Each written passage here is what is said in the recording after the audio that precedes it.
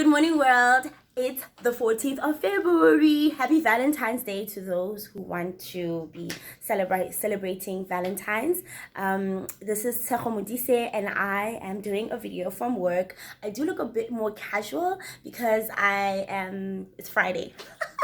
Yes, so as you know, I'm doing a video today from our offices, Aeon Investment Management, and today I decided I'm going to share some love from Aeon Investment Management to you, but I'm going to make it investment management related, So this morning, what I decided to talk about is last year, around about December, my boyfriend and I were talking, and he ended up telling me about a friend of his from church, somebody who's in his home cell, who was job hunting, and they got close, as home cell leaders normally do, and with members and stuff. They got close, and what we found out was that the friend was job hunting, and then he shared a story with my boyfriend Tato, and he said that his mom was scammed in 2000, I think 17-16, with what happened is she ended up investing in a fraudulent investment opportunity, and what she had done actually in order to afford that investment opportunity, she had exited her fund before she was 55. So that means she took early retirement, and that meant that they gave her a lump sum, her entire lump sum. She was not tied into having to buy an annuity because she took it before 55. And what ended up happening is he advised his mother, don't do it, mommy, like I don't think this is safe, I'm not sure if this is right. But she was like so excited at the opportunity of doubling and making more money and stuff like that she ended up losing all the money. It was a fraudulent investment scheme, and what happened is the money that she actually invested was 2.4 million, and this is supposed to be helping her provide for her retirement in her retirement years, and she was a former government employee as well. And basically the story ends that the friend is now solely responsible for his mother. Talk about black tax, guys, talk about black tax. He's solely responsible for helping his mom because she exited the fund before she was 55. It means that she took her entire package, so there was no other money left to buy her an annuity or to have forced her to have a monthly annuity that's coming to her. So he's basically, the reason he was more stressed while he was job hunting was because he not only has to be feeding himself. I believe he's like 28. I'm not going to say his name. I have to be careful not to say his name. He's like 28, and he's responsible already almost for the rest of his life to help his mom out, because she left the government employee, it's getting hard for her to get back in. And the reason I'm actually doing this as well, over and above trying to spread love on Valentine's Day, part of love is also like be watching out for each other. And we just want to say, as an investment firm, last year Aeon Investment Management was actually targeted by a scam. There was a scamster or fraudster guy who was going around on WhatsApp and using our company logo and other logos of other investment firms. And we even came across one using an Alan Gray logo, and this guy was sending WhatsApp messages and saying, hey, I'm a legitimate company, and fraudulently making letters with fake letterheads, company letterheads. And what basically ended up transpiring is that he was telling people, if you invest, let's say 2,000 with me this week, within 3 weeks I'm going to make it like 10,000 or 5,000 and stuff. So it was like exorbitant amounts that he was promising to return back to investors.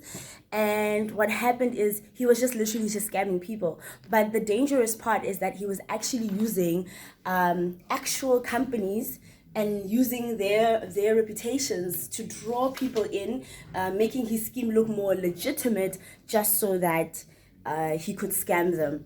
So here's my message to you on Valentine's Day, is that please look out for each other, specifically seeing as these scamsters are very conscious, and they are targeting, for instance, people who are about to retire or people who have access to large sums of money. So if you hear somebody approaching your mother or your father or an uncle or aunt or anybody who's an elder, even your friends, each other as peers, we should be looking after for each other. Question that, tell them that no, maybe let's do some investigation. And I actually wrote down a few points.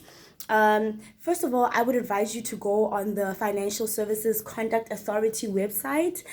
You can Google them, Financial Services Conduct Authority website, and put in the details of that person, their name or their company registration, and check their license, because what you will see, and this is why I'm standing next to, we normally have licenses issued to us by the FSCA in order to allow us to do the work that we do as investment management firms or financial services. You need a license, and if you don't have a valid license, you will see on the FSCA it will say not appearing. And the nice thing about the FSCA, also tells you who the representatives are, so it will list exactly who's working at that company, who's authorized to act on behalf of that company. So if this person is coming to you and their name is not on the FSCA website, you know what to do. It's already a scam. And then the second thing I wrote down is ask for fact sheets. Fact sheets are what we call in our industry minimum disclosure documents. So these documents basically tell you what the investment is about, what the fund is about. If you are going to be investing in a fund, what type of fund is it? Is it a segregated fund, meaning that it's sometimes segregated because it's institutional based, or it's a collective investment scheme, like a unit trust? And it also will talk about who's the portfolio manager, who's the administrator of that fund. If you have complaints, how to get a hold of the complaints department. It'll also even have information about how much money is already invested in that fund. It will tell you the investment philosophy. It will just share a bit about also the performance, the track record and the performance of the fund or the investment opportunity. And also, you can also ask for investment presentations that demonstrate that these people actually have a track record in what they're saying they're about to do. Because if they don't have a license, now they also don't even have a track record. Why are you giving them that much money or your money? And then the other thing is that if you can't yourself do the investigation, or you feel a bit overwhelmed, ask a reputable certified financial planner to look into the investment opportunity for you, because they are also mandated through the financial services community to be on the lookout to help you, with things like this, So approach a reputable a reputable financial planner or certified CFP to assist you in this regard. And then the third thing I would advise is call us, guys.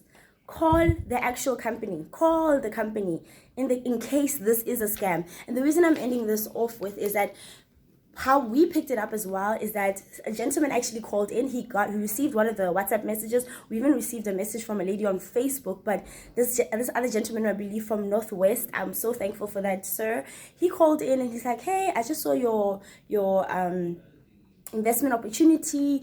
Can you please tell me, is this true or not? And I was like, wait, sir, I don't know what you're talking about, And then I had to even persuade him that no, that is not us at all. It might be our company logo on that. He might be saying go check out the website, and that no, he works under us somewhere and all that, but this is not legit. And I'm very thankful for his courage, but more importantly his attention to detail, because he was like, this looks very attractive, but let me verify. And because he verified, I was able to tell him, no, this is actually false. And then he was able to actually forward us all the information with the WhatsApp messages and everything. And that's how we picked it up. And then we ended up reporting it to the FSCA. This happened last year.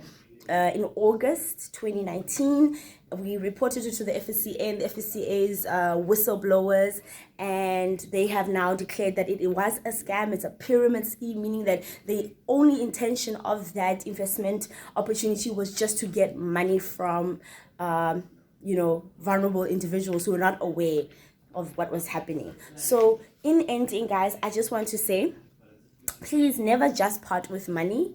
We work hard. Not only do you or your parents or your loved ones work hard for the money that they earn or they have, but as investment managers, we also have a responsibility to work really hard to ensure that we provide returns that ultimately provide wealth growth. And that's why you'll see on the Aeon logo, we are also very committed to long-term wealth creation. And part of long-term wealth creation is making wise decisions. And wise decisions mean that you need to be willing to do your homework before you part with money, especially if something says investment. So that is how I would love to share love on this day to the world and to South Africa. So let's have a great Friday, and yeah, God bless you. And from Aeon Investment Management, Tshego Modise signing out. Thank you for taking the time to watch this video, and please, if you felt that it was very helpful, please share. And the only reason I'm saying that is that I want to ensure that we don't have situations like Tato's friend's mom's situation. I mean, the lady now is unemployed, has no source to income, and it's not like she was not, you know, working and saving and all that. It's just, unfortunately, she was a victim to this, and we do not need that in South Africa. We are building a strong nation, so let's do better. Bye, enjoy, yay.